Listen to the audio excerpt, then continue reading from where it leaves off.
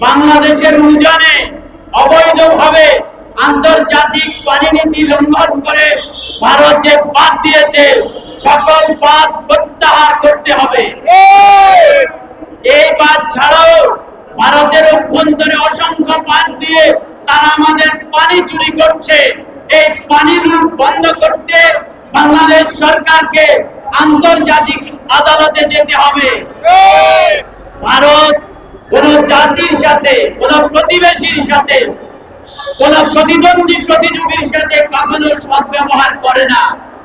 শেখ হাসিনাকে ভারত সর্বত সহযোগিতা করেছে। সেই শেখ হাসিনাকে 2000 এই দেশের নাগরিক, শিশু, যুবক রক্ত দিয়ে এই দেশ থেকে বিতাড়িত করেছে। অসংখ্য মানুষ রক্ত দিয়েছে, শেখ হাসিনাকে পালিয়ে যেতে বাধ্য করেছে।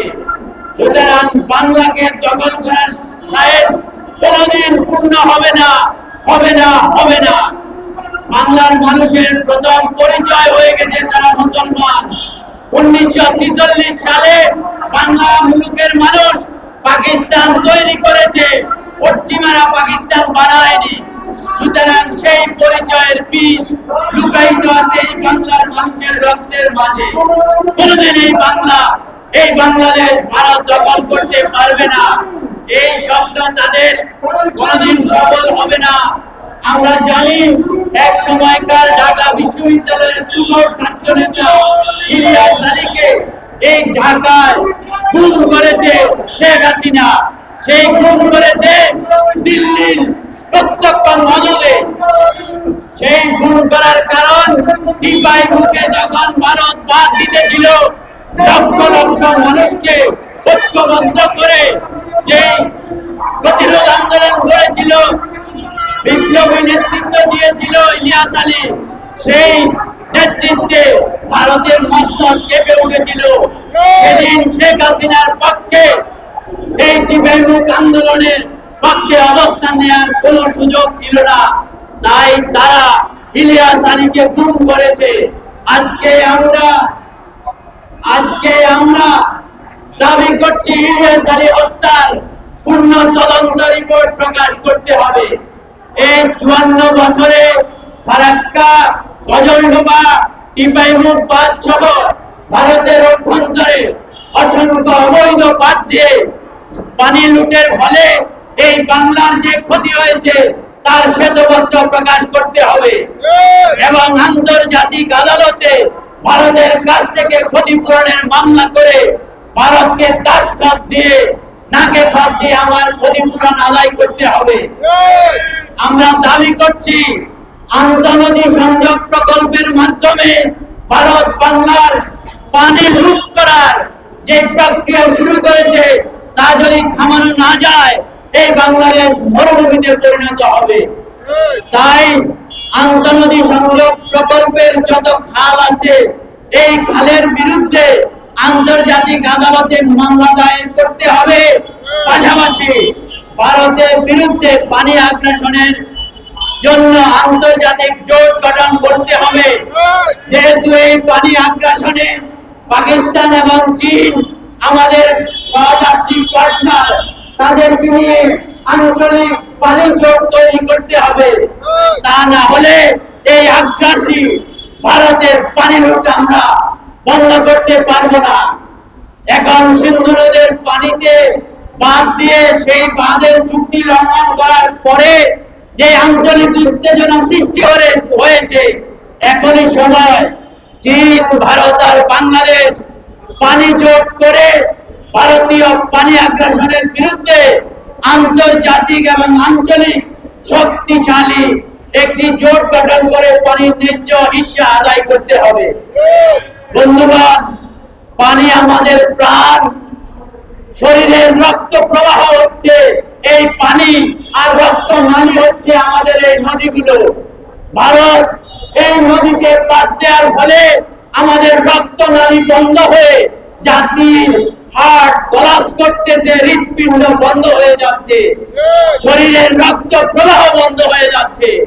যদি আমরা এই জাতিকে বাঁচাতে হয় তবে অবশ্যই আমার এই শরীরের রক্ত প্রবাহ, এই পানির প্রবাহ সঞ্চালন মনে রাখতে হবে আমার হৃৎপিণ্ডে রক্তনালীতে বাদ দিয়েছে ফারাক্কা, গজলডোবা, টিপাইমুখ বাঁধ ভেঙে ফেলে আমার শরীরের রক্ত প্রবাহ ঠিক রাখার জন্য আমার রক্তনালীর বাঁধ সরিয়ে ফেলতে হবে। ভারতের অভ্যন্তরে যে অসংখ্য পানি লুট করার জন্য বাঁধ দিয়েছে আন্তর্জাতিক আইন লঙ্ঘন করে, সেই বাঁধ ভেঙে ফেলার জন্য প্রয়োজনে আমাদের গেরিলা তৎপরতা চালাতে হবে। তা না হলে এই জাতি, এই দেশ, এই রাষ্ট্র, এই মানব গোষ্ঠী, এই বাংলাদেশ রক্ষা হবে না। ভারতের তাবেদার দাস দালাল শেখ হাসিনা পালিয়ে যাওয়ার পরে এই বাংলা মুলুকে দুই একটা ভারতের দালাল মাথা চড়া দিয়ে উঠছে। তারা বিভিন্ন ইউনিয়ন নিয়ে আবার ভারতীয় মাল আমদানি করার চেষ্টা করছে। রাজনৈতিক ভাবে তাদেরকে মোকাবেলা করার জন্য ছোটখাটো যে বিরোধ আছে, বিভেদ আছে, তা শেষ করে এই শত্রুদের মোকাবেলা করার জন্য জাতীয় ঐক্য গড়ে তুলতে হবে। মনে রাখতে হবে, আমরা যদি বিভক্ত হই, 24-এর আন্দোলন যদি বিভক্ত হয়, 24-এর যোদ্ধারা যদি বিভক্ত হয়, শুধু শেখ হাসিনা আর দালাল ভারত এখানে আমদানি হবে তা না। আমার স্বাধীনতার সার্বভৌমত্বের রক্ষার যারা নেতৃত্ব দিয়েছে সকলকে ঘরে ঢুকে ঢুকে জবাই করবে। যেভাবে ছাত্র দলের নেতা সামনেকে রাতের আধারে সেই ঢাকা বিশ্ববিদ্যালয় এলাকায় পার্কের মধ্যে জবাই করেছে, এটি একটি লক্ষণ। এই লক্ষণ থেকে শিক্ষা নিতে হবে।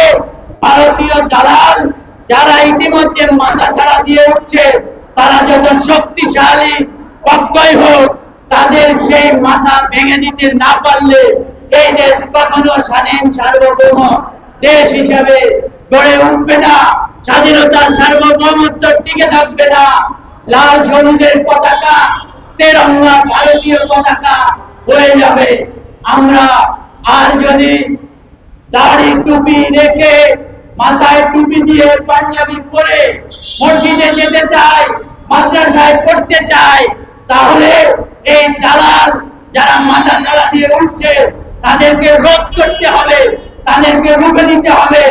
24-এর বিপ্লবের পরে এই 2-4টা দালাল যাদেরকে মিডিয়ারা কভারেজ দেয় তাদেরকে সাবধান করতে হবে যে মিডিয়া ইতিমধ্যে ভারতের দালালি করেছে, তারা এখনো ঘাটতি মেরে বিভিন্ন গণমাধ্যমে বসে থেকে এই দালালদেরকে প্রজেক্ট করতেছে, যে দালালদের প্রমোট করতেছে, তাদেরকে হুঁশিয়ারি উচ্চারণ করতে হবে। ঢাকা সাংবাদিক ইউনিয়ন, ফেডারেল সাংবাদিক ইউনিয়ন, ঢাকা রিপোর্টার্স ইউনিটি সহ যত সাংবাদিক নেতৃবৃন্দ আছে তাদেরকে এই দালাল ভারতীয় দালালদের বয়কট করতে হবে এবং মিডিয়া হাউসের মধ্যে যে গোপন ভারতীয় দালাল আছে তাদেরকে অবিলম্বে নির্মূল করতে হবে। আমাদের এই সমাবেশে জাতীয় বিপ্লবী পরিষদ, বিপ্লবী ছাত্র পরিষদ এবং চাঁপাইনবাবগঞ্জ থেকে আসা আমার বিপ্লবী ভাইদেরকে, ঢাকা আলিয়া মাদ্রাসার বিপ্লবী ছাত্র পরিষদ নেতৃবৃন্দকে শুভেচ্ছা অভিনন্দন জানিয়ে আজকের সমাবেশ আমরা এখানে শেষ করছি।